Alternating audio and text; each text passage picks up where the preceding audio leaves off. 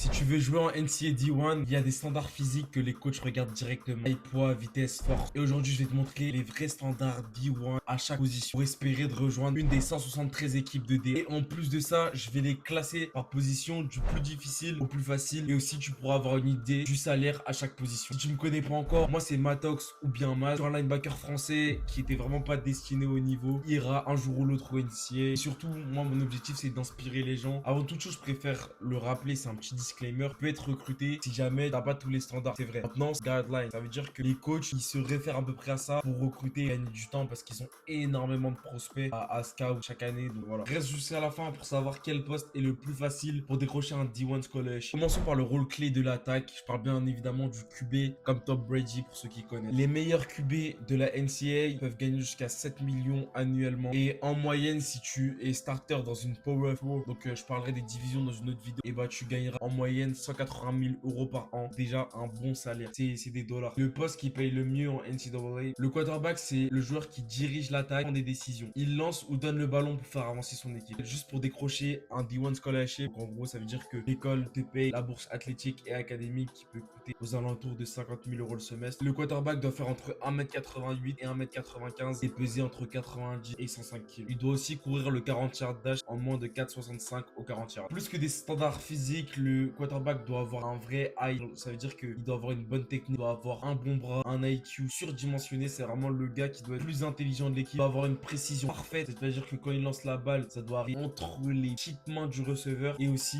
il doit être capable de courir parce que de nos jours, les QB, ils ont évolué vers des QB un peu plus mobiles et athlétiques. Se faire recruter en tant que quarterback, c'est le plus difficile pour la NCAA. C'est pour ça que je le mets à la 15e et dernière place en termes de difficulté. Il n'y a que 300 scholarships disponibles pour une classe de high school alors qu'il y a au moins 150 000 QB. Donc vraiment, la compétition, elle est totalement what the fuck. La note au poste, c'est 97 sur 100. En 14e position, je mets le kicker. Donc pour ceux qui savent pas, le kicker, c'est celui qui est chargé de faire les coups d'envoi ou de marquer des points entre les poteaux. En moyenne, un kicker qui start en Power 4 gagne 12 000 dollars par an, qui est très faible, soit capable de pouvoir marquer à au moins 60 yards, avoir 90% de réussite et aussi, faut que tu puisses pouvoir faire des touchbacks à chaque kick-off. Donc un touchback, c'est quand la balle dépasse la end zone. En gros, il te faut une bonne patte. Donc pour ce poste, je mets une note de 94 sur 100 parce que c'est un skill qui est rare à développer. Le punter, donc il est à la 13e position. Le punter a pour rôle de dégager l'attaque lorsqu'elle n'a pas réussi à avancer. La moyenne de revenus de poste quand tu es titulaire, c'est 9 000 dollars par an. Le plus important, c'est de pouvoir punter à plus de 45 yards et surtout de pouvoir avoir une balle qui vole dans les airs pendant au moins 4,5 secondes, permet aux attaquants d'aller plaquer le returner. La compétition est rude parce que, et c'est pour ça que je mets la note de 93 sur 100 en termes de difficulté. La 12e place de ce classement, c'est long snapper. C'est celui qui envoie la balle à longue distance entre ses jambes quand il y a un field goal ou un punt. Le salaire moyen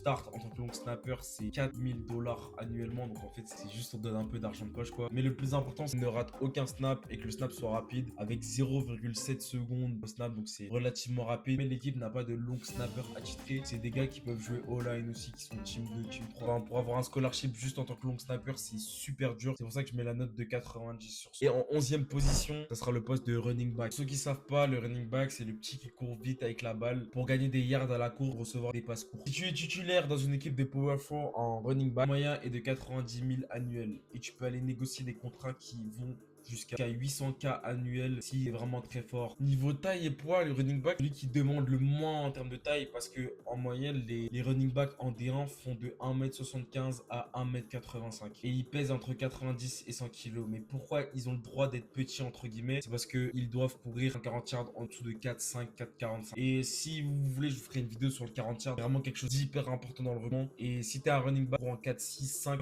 franchement, ça va être compliqué pour toi. Il doit avoir un premier pas qui est élire des yards après les contacts, casser des plaquages. Et aussi, il peut être un potentiel punt returner, off returner. Note de difficulté, je mets 87 sur 100 parce qu'il y a énormément de gars en high school qui veulent être running back parce qu'ils veulent avoir la balle dans les mains. Donc, il y a beaucoup de compétitions, peu de spots. Il y a en général 3 à 5 scholarships à la position de running back. Donc, c'est vraiment compliqué d'avoir un scholarship à cette position. Maintenant, on bouge à la prochaine position et ce sera la première position défensive. En 10e position, on retrouve le poste de safety. Il empêche les longs passes et stoppe les actions dangereuses. Un peu comme un William Pacho au PSG. Franchement, c'est le dernier rempart en vrai. Le safety, je le mets aussi haut dans le classement. Pourquoi? Parce que le poste a évolué. On voit des Kyle Hamilton qui sont grave versatiles et ça veut dire qu'ils sont capables et de run stop, donc être dangereux sur la course et avoir un elite pass coverage, dire qu'ils sont forts pour défendre la passe. Et ces profils hybrides sont très rares à trouver. Donc en tant que titulaire safety en D1, le salaire moyen c'est de 84 000 dollars annuels et tu peux négocier des contrats à 700K si tu fais partie des meilleurs DB du country.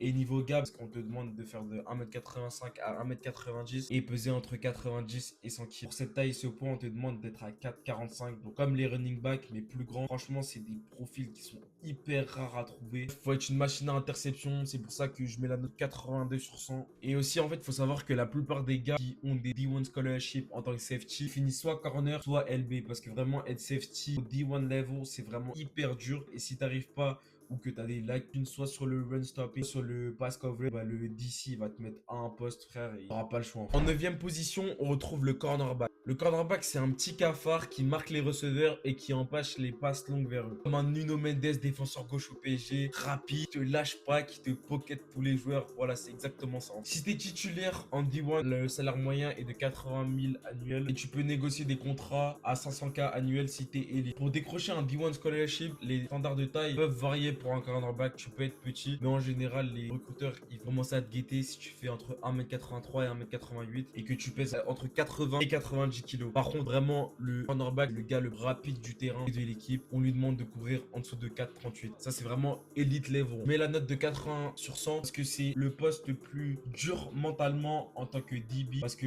des fois, en fait, tu dois marquer des receveurs qui c'est les meilleurs athlètes du pays. Et des fois, il y a des crowds. Il y a 100 000 personnes dans le terrain. Si tu te fais catch une balle sur la gueule, franchement, ça peut être dur de remonter et tout. Penser à la prochaine rep parce que franchement, tu vas finir dans des highlights, dans les stories de tout le monde et tout, ça peut faire mal. En 8e position, on retrouve son homologue, le receveur. Le but est de courir des tracés et attraper des passes longues de son quarterback. Pour rester dans le domaine du foot et de comparer avec des postes du foot, c'est franchement un Barcola qui vient courir sur l'aile. Receveur, c'est le deuxième poste star. Mais en NCAA, il y en a beaucoup qui connaissent des QB et des receveurs. Le salaire moyen est moins bas que safety ou cornerback. Il est de 70 000 annuels. Mais maintenant, si tu es un receveur star comme des Ryan Williams, mais tu peux monter jusqu'à 1,5 million annuel. Les standards physiques pour le poste sont les suivants. Il faut faire entre 1m85 et 1m93, peser entre 80 et 95 kg et courir 1,40 autour des 4,45. Maintenant, il faut savoir que en NCAA, le poste de receveur, il a évolué. Par exemple, on voit des gars qui font 5'8". 5'8", c'est 1m73. Mais du coup, ces gars-là ont besoin d'être super rapides parce qu'ils se tapent contre des corners qui sont un peu plus grands, plus physiques qu'eux. Donc, en fait, il y a des standards de taille en tant que receveur et DB. Mais si t'es petit, ça peut quand même le faire. En tant que receveur, c'est d'avoir des bonnes mains, un bon route running, donc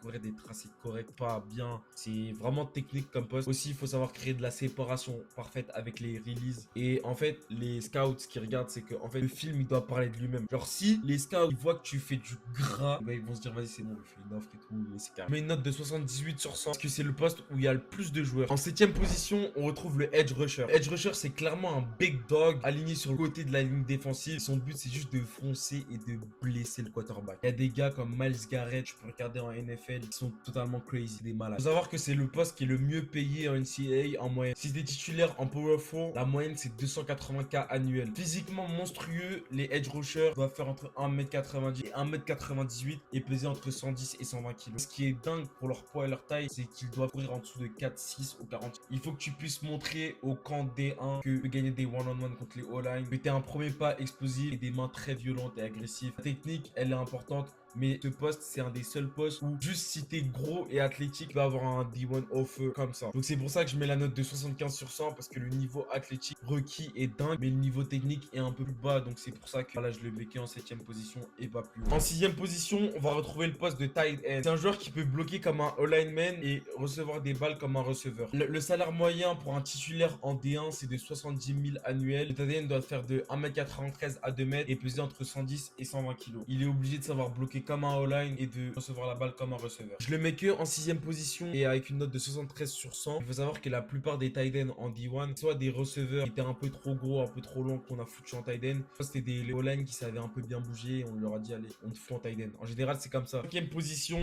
on va retrouver le Mike linebacker. Donc ça, c'est mon poste. C'est mon deuxième poste parce que quand moi, à la NFL Academy, ça me met pas en Mike, ça me met un autre poste qu'on verra plus tard. Mais c'est un de mes postes que j'aime et c'est le poste auquel j'aimerais performer entre guillemets. Le Mike linebacker dirige la défense, appelle les calls. En gros, c'est le capitaine de la défense. C'est vraiment comme un milieu de terrain, un milieu défensif. Style Yaya Touré, il te gère le mitard là, il te gère tout. Il doit stopper la course comme stopper la passe. Il doit être polyvalent, un peu comme le safety, mais il doit être un peu plus big. Le salaire moyen pour un Mike linebacker, c'est de 110 000 annuels si t'es en titulaire en D1 et tu peux monter jusqu'à 600K annuel. Donc je vais me mettre bien si je perds, si je vais en NCAA, je vais toucher de la plata. C'est pas le poste qui paye le mieux, mais clairement, moi, 110K annuel, je prends. Parce qu'il faut faire entre 1m88, 1m93 et peser entre 104 et 115 kilos. À l'heure actuelle, moi, je fais que 1m78 pour 91, 92 kilos. Je suis encore loin des standards physiques. Il y a un autre poste qui est plus adapté. Aussi, il faut avoir un speed de 4,55 au 40. Il doit être le leader de plaquage, vraiment le meilleur plaqueur de l'équipe,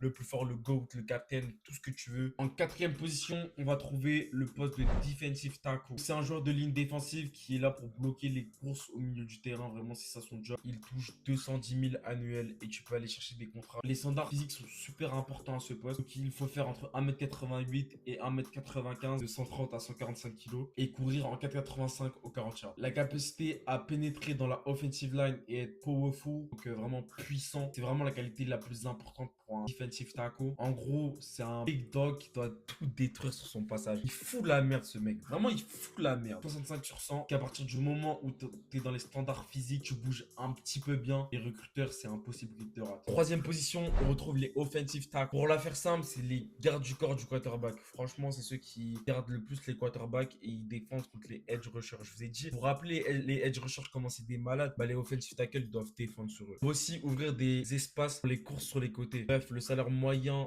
en D1 starter à ce poste, c'est 180 000 annuels. Étant donné que le physique, c'est le plus important à cette position, il faut faire entre 1m95 et 2m5, entre 130 et 145 kg et courir aux alentours de 5 au 40 yards d'âge. Position la plus demandante physiquement à la NCAA, c'est vraiment le plus important d'avoir un gros gabarit. À partir du moment où tu es dans les standards de recrutement, c'est pour ça que je mets la note de 62 sur 100. En 2ème position, on retrouve les interior O-line. On parle des offensive guards et les center, de lignes offensives qui bloquent l'intérieur pour protéger le QB et ouvrir des chemins pour la course. Un garde ou un centre se situe entre 1m88 et 1m98 et doit peser entre 130 et 145 kg. Il peut être un petit peu plus lent en courant en 5-10. Les offensive guards et CLE sont beaucoup moins payés que les offensive tackles. Donc le salaire moyen, c'est de 50K annuel. Si tu fais partie des meilleurs du country, des USA, United States, ces meilleurs peuvent négocier des contrats à 500K l'année et c'est très rare. Et du coup, je mets la note de 55 sur 100 parce qu'en fait, c'est comme des offensive tackles, sauf qu'ils ont le droit d'être un peu plus petits.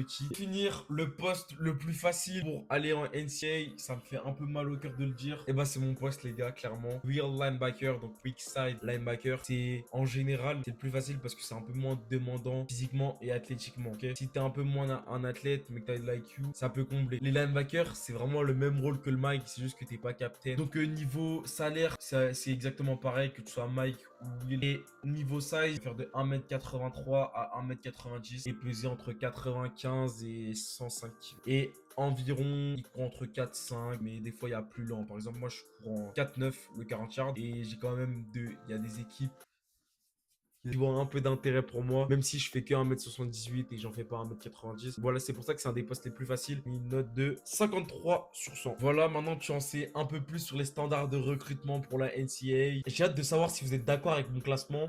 Moi, pour moi, c'est le plus logique. Bref, moi, j'ai passé un bon moment, les gars. Sur ce, c'était Matox, comme vous voulez. On se pète. Abonne-toi. Bisous.